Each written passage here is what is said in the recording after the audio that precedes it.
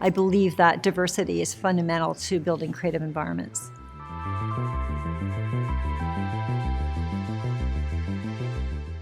I've been so proud to lead OCAD University for now almost 14 years. In my time as president, I think that some of what's been fantastic has been the ways that we've integrated a culture of making, of studio practices, of creativity that's really grounded in long histories of technologies with the ability to use critical thinking, history, methodologies that come from the sciences and the humanities and social sciences and really integrate those capacities, but always with this effort to put art and design at the center.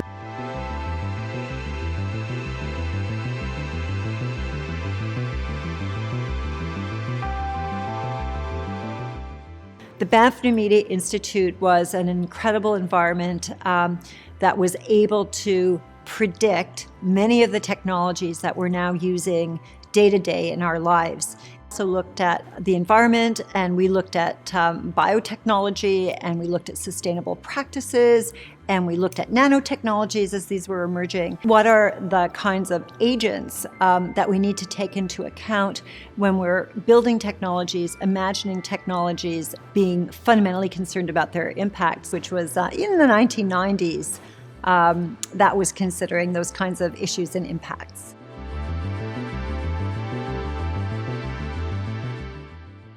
For me, it becomes a recognition of all of the amazing people and the institutions and partners I've worked with over many, many years.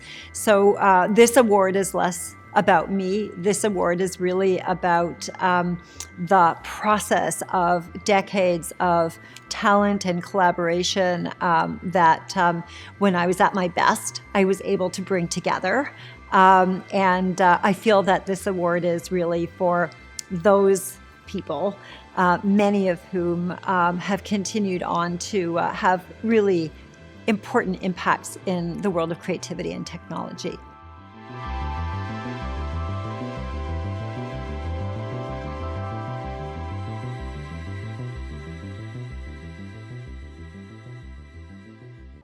Sara holds a PhD in computer science and degrees in new media theory and practice, social history, and communications.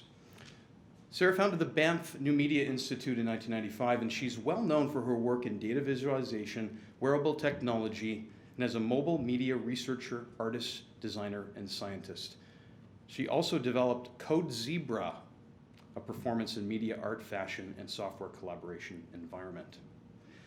In 2014, Toronto Life described her as one of Toronto's 50 most influential people, and in 2017, she was one of the Canada 150 women leaders, champions, and luminaries. Congratulations to Sara, and please come up to the podium to accept this year's award. And I would like to invite Vincent from GestureTek and our first Digital Pioneer Award winner to present this year's award to Sara Diamond. Round of applause, everyone.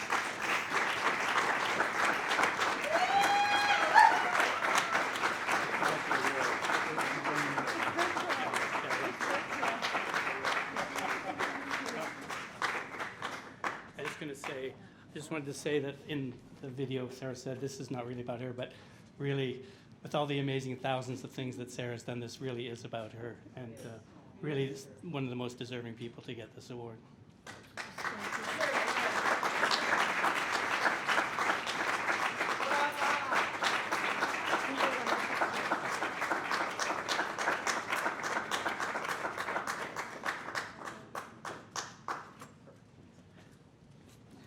Beautiful. I'll hold it for you. So do I? Yes. Okay. All right. So thanks, everybody. Thank you for being here. It's with humble pleasure that I accept the Digital Pioneer Award and thank Luigi and his team for this tremendous honor. You know, I have very fond memories of attending Digifest in the early days, and I really congratulate you. Where are you? There you are. And George Brown College for the consistently high quality of this event. I'm very proud of the company that I keep with previous winners, some like Bill Buxton, is really a lifelong advisor, and John Vincent has been a friend and a traveling companion in the world of virtual reality for 30 years. I remember being at the NFB in Montreal in 1994 and seeing your amazing technology then. So big thanks to Dory, Cheryl, Nina for your words. Thanks to my partner Kelly Marlowe for 37 years of surviving this journey with me. I think she should get the other part of the award. So I'm a social activist who became a historian, who became a conceptual media artist, who became a visualization scientist, and I'm still a historian. But more than anything, I just love institutional interventions, which I think you could probably tell from my more serious sort of testimony and what you've heard from my wonderful colleagues. So I do want to just talk a little bit about some of this without completely covering all the same ground. But the Banff New Media Institute really started during the very heady times of the 1990s at the very classically minded Banff Center for the Arts, and the heady rise of the digital age, the explosion of the internet. And then by 2000, there was a tumultuous descent when the dot-com bubble burst under the pressures of overpriced IPOs and technology that couldn't live up to performance expectations. So this included virtual reality, which, by the way, was not just invented in the last 3 years, just saying, or online worlds. Then came what I call the Thermidor, which was particularly entertaining in the broadcast industries. From the Banff Center, the New Media Institute, we worked with the Banff Television Festival. I did all of the new media programming, and those industries were like, yes, the digital industries fell apart, and we don't have to deal with them. But then it started again. And now, the next generation of technologies, of course, social media, e-commerce, all of that. So in my life, digital media has been and continues to be about people, not machines. And I want to acknowledge someone who's here, which is Stephen Deneur, who bravely, in I think it was 1995, Stephen, I think, yeah. Stephen was, Senior Vice President at Alliance Atlantis, or like way up there at the top, one of the two.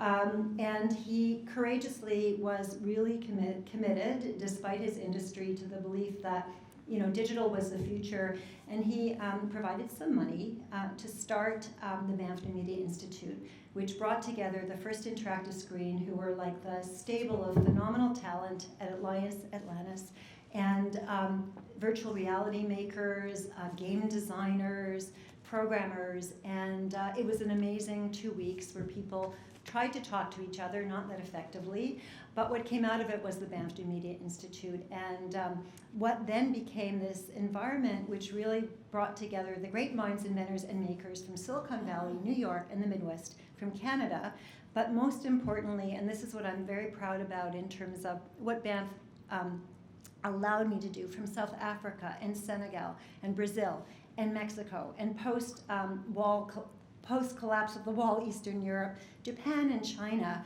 to predict and plan the future, invent technologies, systems, and economic models. And the core piece was really about improving the quality of human and ecological life, to support inclusion and sustainability, and to be driven by art and design. And this really still is the ethos that I believe we need to embrace as we move forward. BNMI was very careful to draw smart women from this world. Joy Mountford, who invented QuickTime, and at NASA figured out how to have sex in space.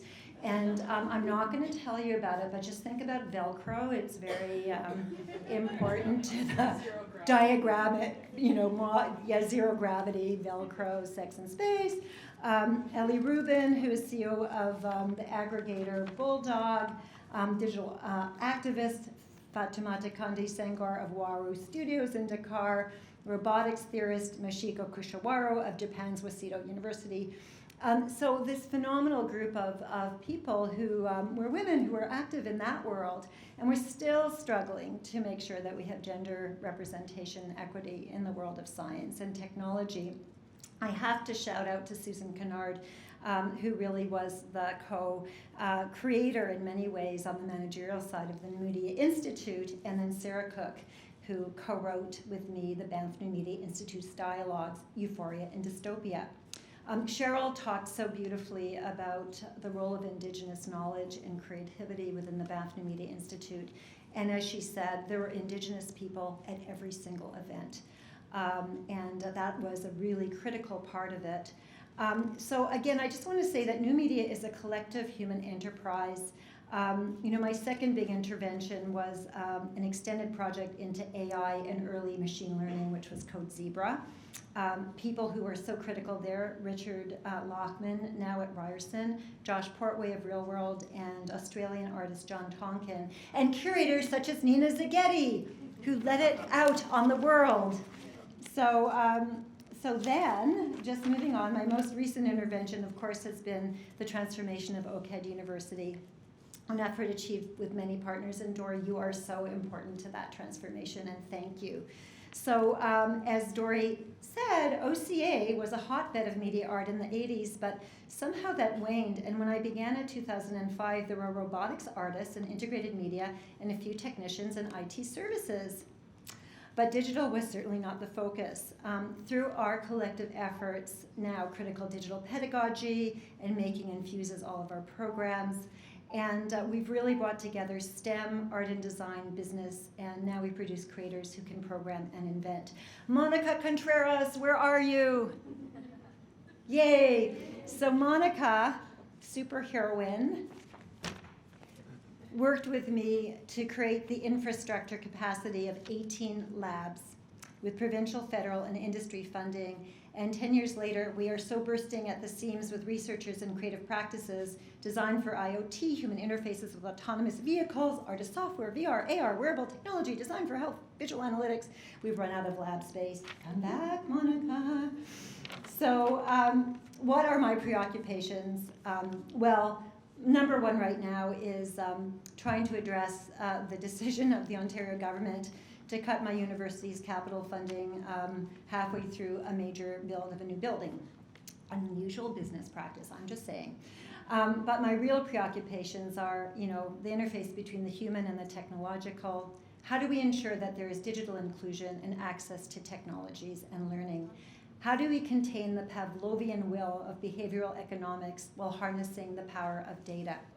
How do we understand the psychological and health impacts of screen fixation and immersive technological experiences while drawing on their beauty and ability to heal? And how do we understand agency in the powerful world of machine learning and AI? Can we create algorithmic bias towards diversity, inclusion, heterogeneity, and all life forms, not extraction? So in the context of decolonization, I want to define my role as pioneer selectively, not in the spirit of conquest or territoriality, but rather I will strive towards this definition, quote, a person who is among the first to research and develop a new area of knowledge or activity, end of quote, to share with others. Thanks again to Digifest for this wonderful recognition.